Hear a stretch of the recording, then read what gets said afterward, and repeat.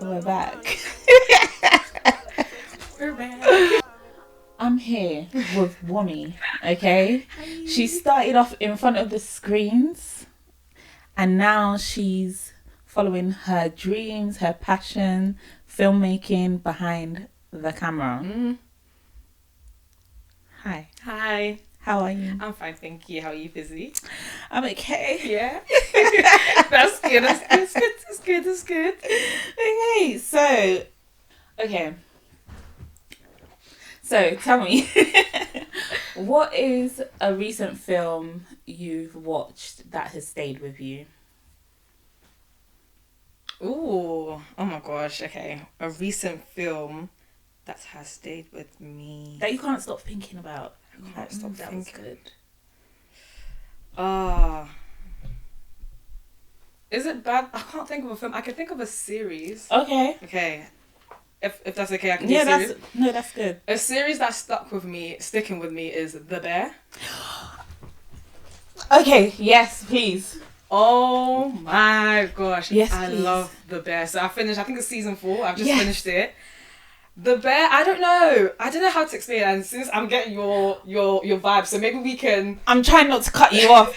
So, No, do but go I for it. want you to talk. Why do you like The Bear? Because I know why I like The Bear. Okay. So just to read how I got introduced to The Bear, that's actually very random. I think a lot of people speaking about The Bear. I randomly stumbled on episode like 3 or 4 of season 1, and that episode was like a one take episode. I think they were just doing like they were in the kitchen. It was a one take, and I was like, what is this? I don't know what it's like in the kitchen of a restaurant. So to be introduced that in that style, I was like, this is very interesting. Only to find that I'm actually watching like episode 4, so I've gone back to the beginning. But that show, there's a beauty in the way it's written, the way it's recorded, even the story that I'm like just so hooked on, and I love it, so I thoroughly enjoy it. And it's, I don't know, like the actors, like the main actor, he's got an art to the way he acts that is like, I love it.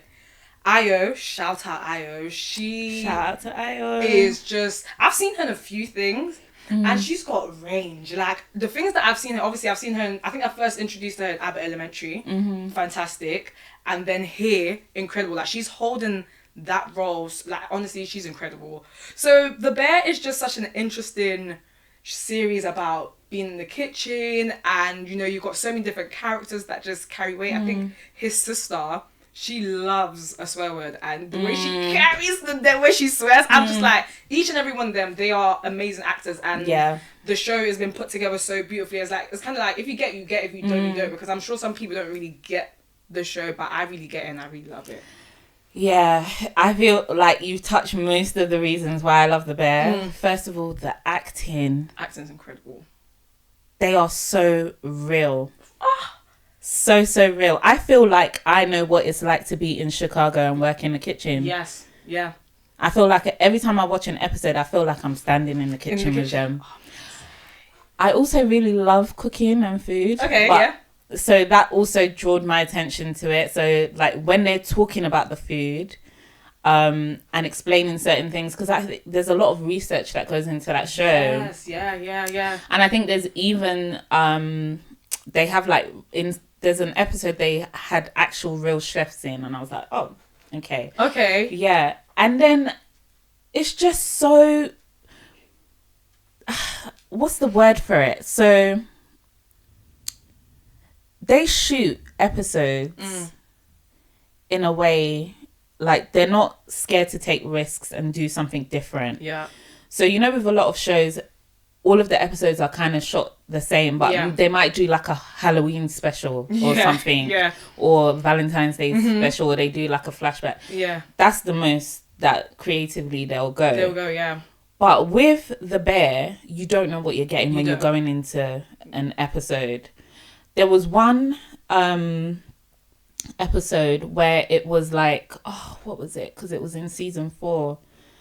It was just so surreal. Yeah. But it wasn't obvious that it was so surreal. What episode? Is it that she was dreaming? Was it that one?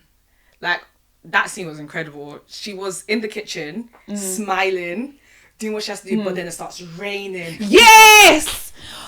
It was either the last episode or second to last. Yeah. Oh my God. That scene? Yes. That's why I love Ayo. Like, that scene was She's an amazing actress. She's amazing. That scene was incredible. And And like you said, that was a risk. That what scene is that? That scene was amazing.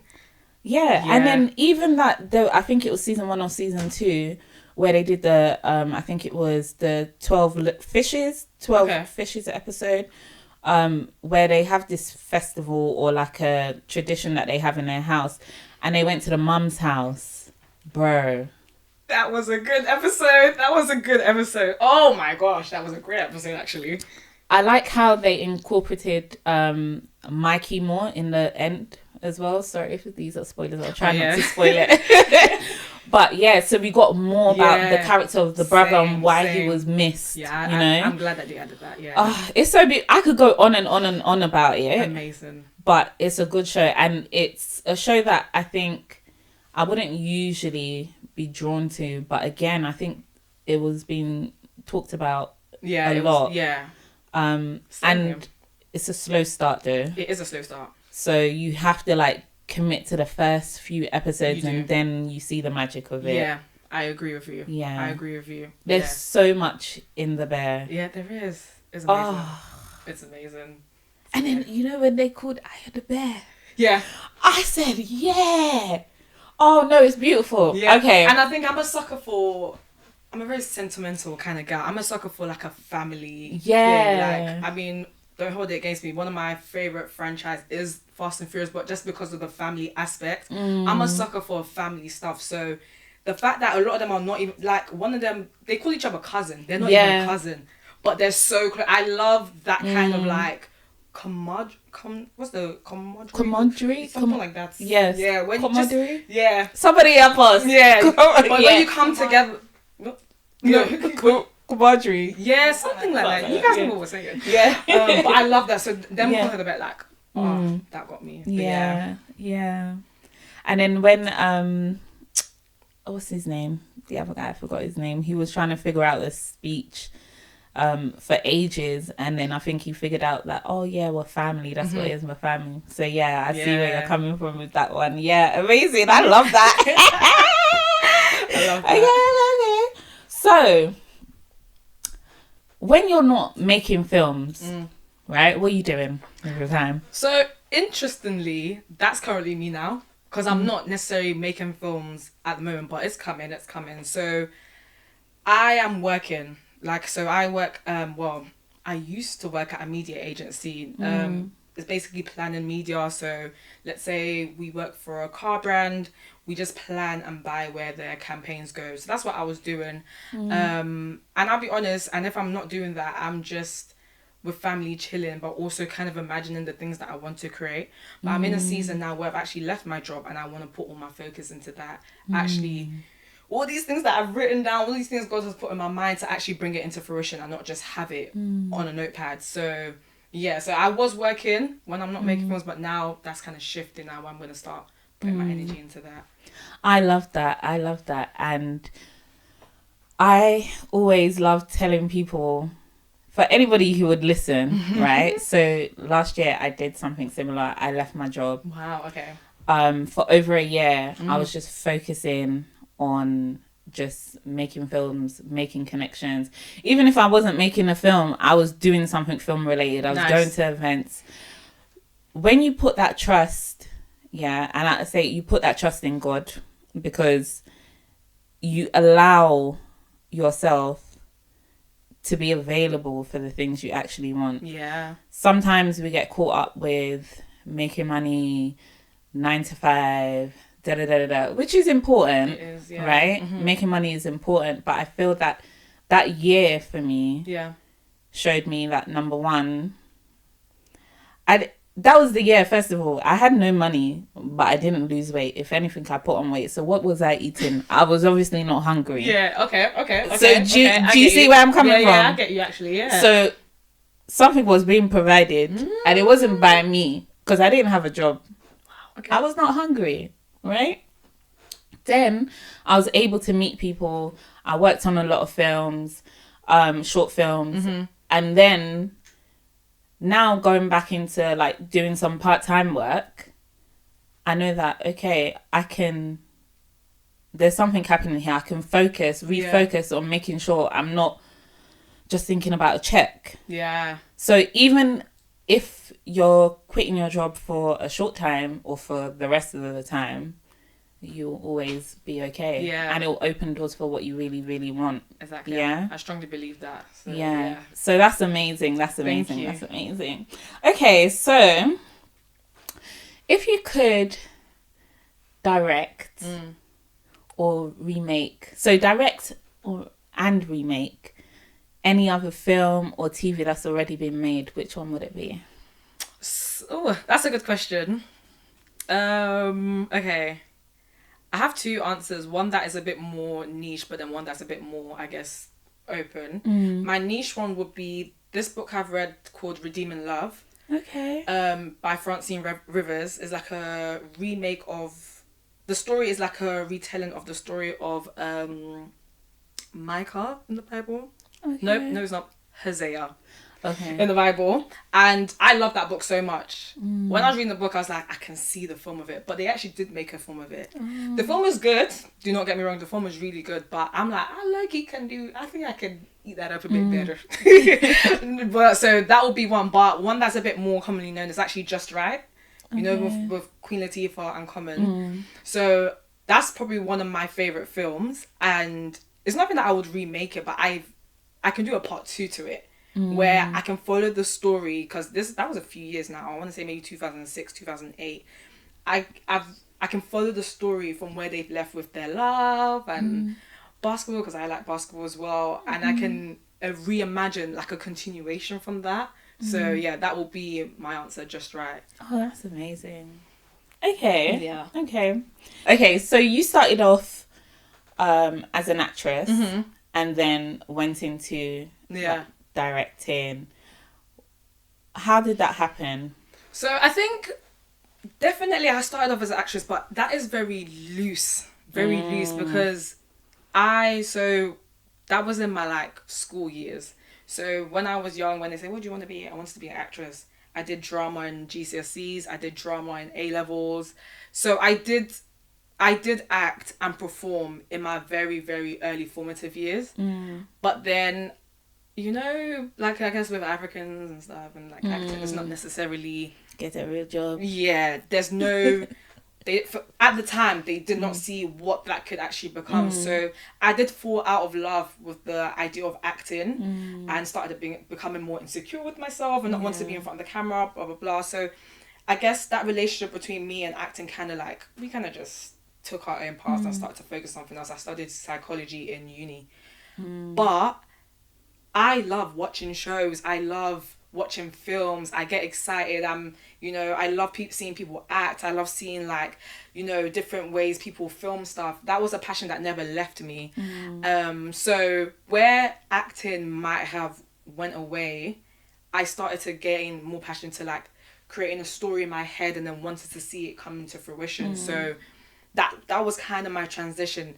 I mean, even now that I'm thinking, but you can't let, your insecurities not want you to be in front of the camera, which I understand, and I won't, but I feel like there is more of a drive and a passion in being behind the camera, envisioning a story, getting a script, seeing the story play out in my head and then bringing it to life. So that was kind of my transition from, I guess, wanting to be an actress, acting a little bit, to now being behind. Okay. Yeah. And now that, you're behind the scenes directing, what has been the most challenging thing for you in that role? I think what's been challenging maybe is... It's not challenging. One will see it as a challenge, but I actually see it as an opportunity, which is working with other people.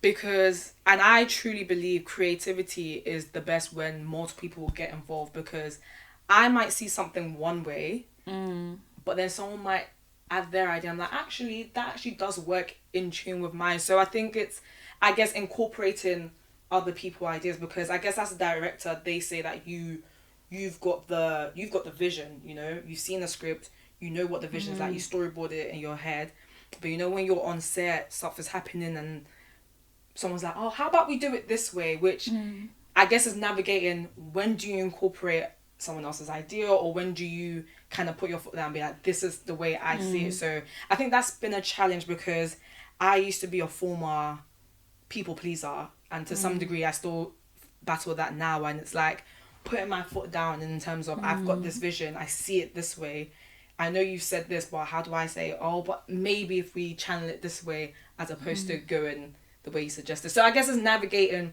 working with people. I guess that's just life anyway. You always have to work with people. There's a beauty in it, and I love it so much, but I guess it's about, when do you put your foot down as the chair of it and say, no, it's going to be this way, or when do you like open up to other people's suggestions? Okay. It's just the balance of that.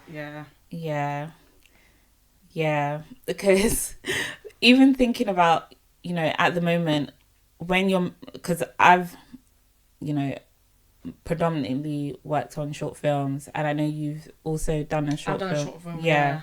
So our crew tends to be a lot smaller. The people involved that are a lot smaller. And then when you want to work on bigger projects, that's a lot more people. A lot more people. So navigating that, definitely. Yeah. Okay. So your short film, I'm Hurt. Yeah. Yeah. What was the process behind that? How did you come up with the idea? Yeah. I Am Hurt, I think, is definitely I'm so grateful for I Am Hurt. It is definitely a blessing. It's an opportunity that I didn't think would come my way. So one of my sister's friend, they went uni together, and she is also like a director. She's a writer. She's done skits on TikTok. That's her passion, and she wrote a script about church hurt, and she obviously knew that I want to get into the directing scene, so she was like, Wumi, do you mind directing this script that I've written? I read the script and I was like, do you know what, I'm locked into this is a very, very good story, and I would love to direct it, especially because when I read it, I already had things in my head, and she is a bit younger than me, I think by 6 years. So, but I could relate very much to the script in terms of going to university and feeling like the church lets you down. And, but it's also important to share the story that, don't let that deter you from God. So it was a very good story that I wanted to be involved in. And I'm very honoured that she wanted me to direct it. So yeah, that's how that opportunity came about. Okay. So I always find it interesting. Like, it's so different. Well, I feel, I could be wrong, directing somebody else's written work to directing your own 100% written work. 100%. So what was it like jumping in after, the script is ready? What was that process like for you? Yeah. I mean, yeah, 'cause seeing as it was my first ever directing role, I did feel like, I think I may have even asked her, are you sure you don't want to direct this? Because I know as a writer you have a vision, you know what you want it to look like. So I did ask her, are you sure you don't want to direct this? Because I wouldn't want to like step on your toes and not provide the vision you want. But she was happy for me to direct it alongside my assistant director as well.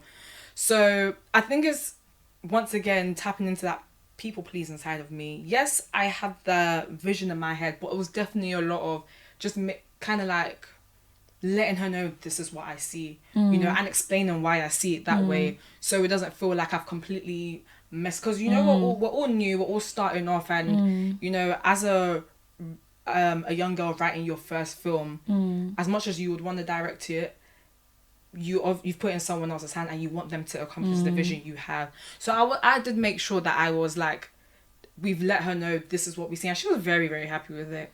So that was a blessing. That's a blessing. But it is very hard to you just don't want to step on anyone's toes. So it's like, as long as they understand and they're very like, yes, I want you to do it, as long as I got that reassurance from them, I'm good to go. So it's trust as well. So I think it is trust, because trust, obviously she's approached you because for some reason she's seen something. Yeah, actually, just a little bit more. I did do a short film with her before. You say exactly. Yeah. I did do a short film with her before. To be fair. Yeah. This was very much all her friends involved. Even my sister was involved. I think she had like she had a very short script, and she was talking to my sister about it. And I was like, oh, this sounds interesting. I was like, I can help you. I even recorded it and I directed it with her as well. So I think because of that, we've worked together before. Yeah. So she probably saw, okay, do you know what? I trust Wumi with my work. Yeah. So that's exactly. Sorry, maybe I should have that before. No, because literally that's what I was gonna say. She's seen something in you that makes her feel like, you're probably on the same page. Because as well as trusting the person you're working with, you have to be on the same page. Yeah. So she's had experience working with you. Okay. So I just want to talk a bit more about the process. So you've gotten this script, right? And what happened next? Did you make a storyboard, or did you kind of do a reading? What was your process to get to that finished product? So the script, definitely read it, and I think one thing about me, when I read, I'm a very visual reader. So I can read something, I'm already creating something in my head. Like I listen to music videos, I've got a music video in my head. So I was reading it and I already kind of like had an idea of what this would look like. But very heavy on also meeting with the writer, very heavy meeting with the assistant director as well. He was also the DOP. So very heavy on like meeting together, reading the script and be like, okay, what about if we did it like this? What if this was set like this way? What if this character was like this way? Very much like we kind of all sat together and really got into the script. And bless the DOP, he's very much like an artist, so he's already like drawing the storyboard. He's got like the widescreen, the close up. So it was very much like gave me the script. I've kind of seen a vision of the script, and we've all come together. We sat down, we spoke about it. So writer's very much in the room. She knows what the plan is, what the vision looks like. So that's how that went. Okay.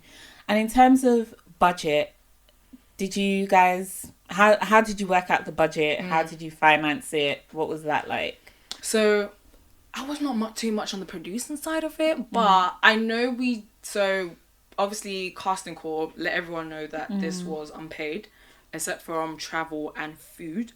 And everyone that got involved very much was like very motivated to be involved on like such a project like that. I think there was a bit of fundraising. There was a little bit of fundraising that was done, but I can't speak too heavy on the finances because I wasn't really on that side. But I know there was fundraising done. I know there was a lot of people supporting as well where they can. I feel like I even supported in some aspect. But just a bit of fundraising was done. It was a very, very small, even maybe tiny budgeted short film, but we made it work. Listen, magic. Okay, so what does the future look like for you? Like, do you feel that directing is that the main goal, or do you have any other aspirations? So I do have a few things I want to get into, but I will say, yes, directing is the main goal. I remember, so this short film that I did was like, it wasn't last year, it was the year before that, but there was a bit more like promoting of it beginning of last year. So I've been away from, I have assistant directed like 2 music videos in the meantime, and I've done a creative directive shoot with one of my friends, but I've been away from the main directing for a while now. However, I went to this workshop that I always want to call him, it's Flex God Daps. That's his name. Yes. So I went to his workshop, and he allowed everyone that was there. We all directed the scene, and once I was in there, I was like, hold on a minute, I do love this. Like this is actually what I feel like I've been anointed to do. This is what I've got a passion to do. So from that, it's definitely ignited directing again. So that is very much my trajectory. That's where I want to go. I definitely want to direct. I'm working on stuff with one of my best friends. She's writing a script. We're writing a script together to hopefully direct by God's grace one day.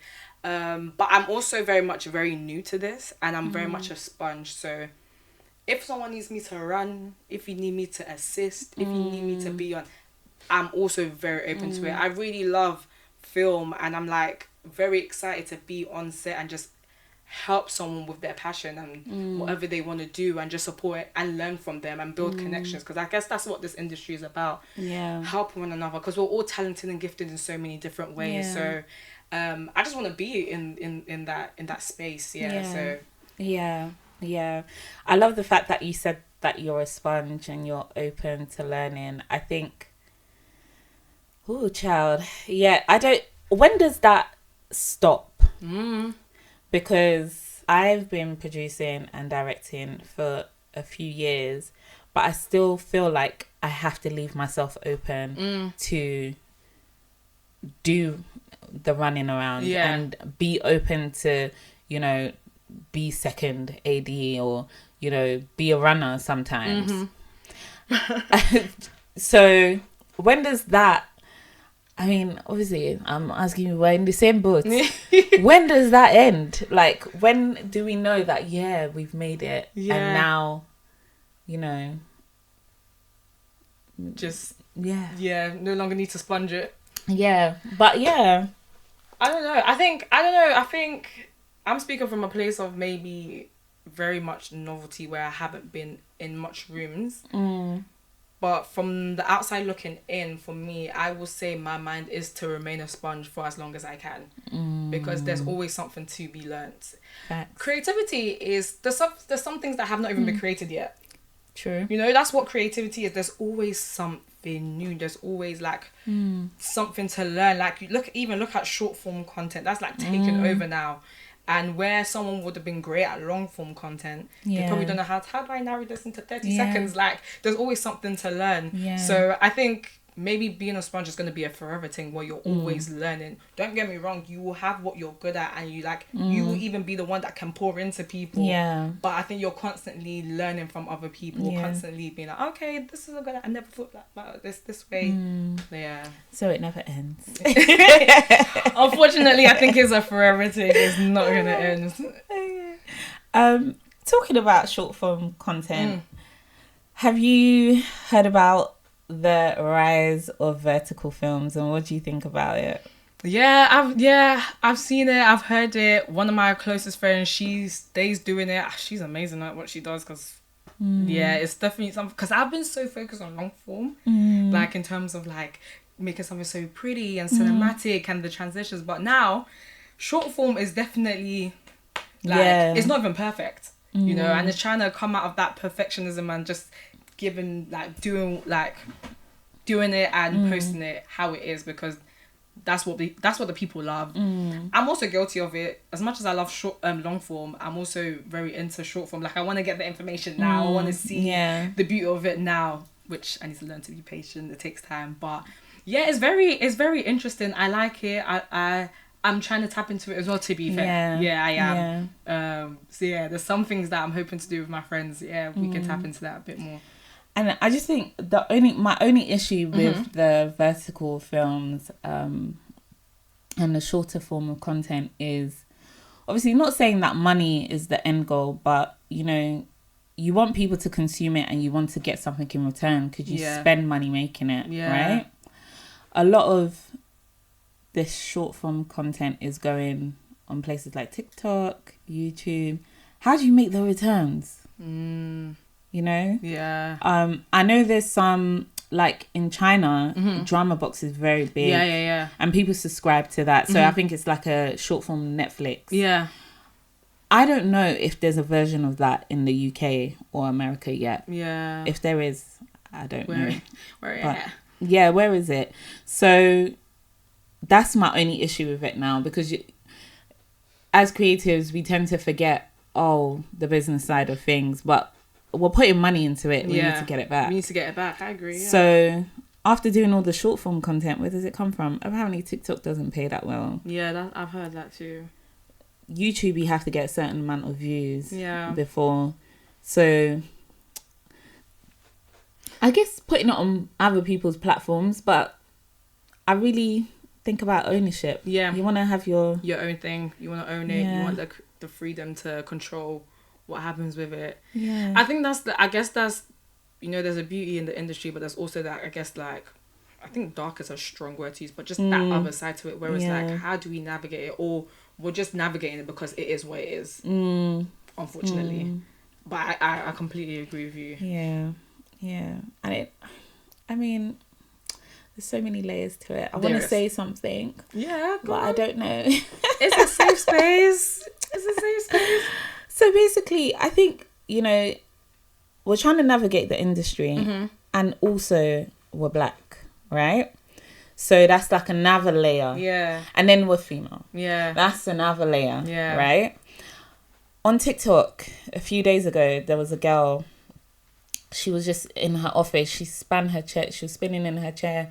Oh, I've had a really bad day.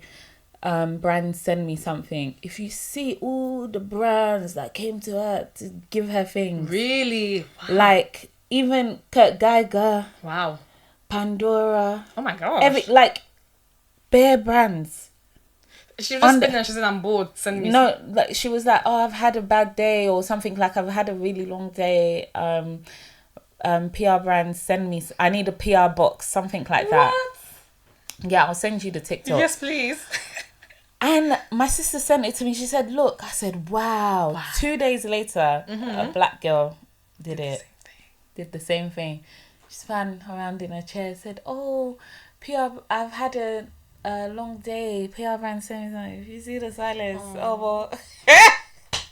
The silence for like almost 24 hours when people started saying, yeah, it's really silent here. Yeah. Da-da-da-da-da. Then straggle brands came to say, oh, we include everybody. I think it was one brand, I can't remember, said, we include everybody. Check your inbox. Da-da-da. Maybe I saw like 6 brands and 4 of them I didn't know who they were. So I feel like that is a reflection of a lot of the things that are happening in various sectors, including the film industry for us. Yeah. Like, but it is well. It is well. I mean, it's sad, but it is well. I do enjoy that we are doing things for ourselves, though. Yeah. And oh my gosh, like when I see Black communities doing like starting off their own brands and doing, I'm like, yes, let's keep this trajectory going, because honestly, if we don't do it for ourselves, it's not going to be done. So it's like we've taken all of this, be like, okay, bet, I've seen it, I'm going to do my own thing. And that's why, like, stuff like this, even what you're doing it for yourself. That's what's important. I think that's what we should all do, because before you know it, we will take over. We will take over. You will see us in different avenues and different spaces. Wait on us. Like, you can do what you want. We will take over. Don't worry. Yeah. We're coming to take over. Yes, man. We are, for sure. Yeah. Yeah, I get that. Sometimes as well, I just want a soft life, Oh, yeah. Definitely. Yeah. We definitely want a soft life. But soft then it will come. And I think I'm also in the realization that, it will come. I might not enjoy a lot of it, but the generations after would, right? Ooh, yes. Because that groundwork for, people to be able to land softly and say, oh, if they call out for something, they can get it and whatever, is there because they're all the same. But now we're doing our thing. Yeah. When our kids and kids, that's a good point. We've made our brands. Yeah. So when they're doing things like that, it's like, oh yeah, they have a place to land softly on. No, that's a very good point. I know that it might not. I'll have the essence of softness because I'll make it for myself. That's fine. That's it. But at least the generations they have. That's a good point, and that's a good motivating factor. To be fair, that's really good. Yeah. You know what? Yeah, I always say nepotism. Yeah. Okay, where am I going with this? Yeah, let's go. I know it's so random, but it's not. Yeah. Okay. Yeah. So, I feel we complain about nepotism because we don't have access to it, right? but I feel like it's good in certain scenarios, right? So I'm for it. For me, my kids, nieces, nephews, my friends' kids, you know, I'm planning to make it big. The people around me will make it big in Jesus' name. Amen. Yeah. They'll say, oh, I need an auntie. I need to do this. I want to work in here. Okay, don't worry. Go to your auntie. Yes. Yes. So I'm heavy on that as well. That's even one of the reasons why I want to do this, because I know there are so many people who want to tap into this, but they just don't know how. So if I'm able to take that leap and get into it, and then if someone says, oh, I need I want to act, I want to get into it. Okay, yeah, I can help you. Or I know someone that can help you. I feel like nepotism, honestly, I don't think there's anything wrong with it. I mean, what's wrong with helping those that... Isn't that what we're meant to do? We're meant to help people along. Like, if people are struggling, we're meant to help each other along. So I guess we're doing the hard work. We're grinding now so we can be in that position and say, yeah, I actually know someone that can help you with this. I know someone that can support you in this. I think it's a good thing. Shout out to Davido. We rise by lifting others. Yes, shout out Davido. Shout out you. Even Davido is actually such a great example, because he's someone who comes from wealth, but he has made it for himself. Like, I feel like he's definitely, don't get me wrong, I feel like obviously the wealth has helped him, but I feel like Davido has really done it for himself, and he's now one of the top Afrobeat artists coming from Nigeria. And he's done it. He's made the music for himself. He's really used that privilege and turned it into something even greater. So shout out him. Shout out him, man. Okay. So, how would you describe your journey, your filmmaking journey so far? In one word. Not one word. One sentence. One word sentence. Is harsh. Yeah, I was going to start struggling with that one. One sentence. On its way. It's on its way. Whoa, yeah, that's nice. It's on its way. Yeah, that's the best way for me to describe it. It's on its way. Yeah. Okay. And where can people watch your work and follow you to see what's coming up? Yeah. So you can definitely watch the short film that I did, I Am Hurt, on YouTube. I think just right. I Am Hurt, A-Cube Productions. But in terms of like what I'm going to be doing, follow me on Wumi F_. That's my @ and yeah, watch that space. Things are going. I'm coming. I'm coming with some stuff. So yeah, it'll be nice. And even to connect, if you want me to run, hello, I'm here.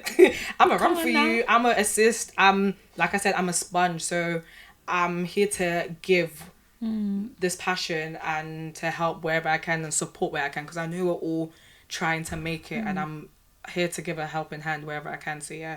Wumi F_. That's my Instagram. Amazing. It's been so amazing talking to you. Same here. Honestly. It's been a great conversation. I've enjoyed it thoroughly. Yeah, it's been so nice. Yeah, thank you so much. And I can't wait for what's in store for you. Thank you so much. Even here, likewise. I can't wait to see where you're going as well. Ciao. No, this is honestly beautiful to see, and like I said, here to support wherever I can. Like, thank you. No, this is exciting. Sisters!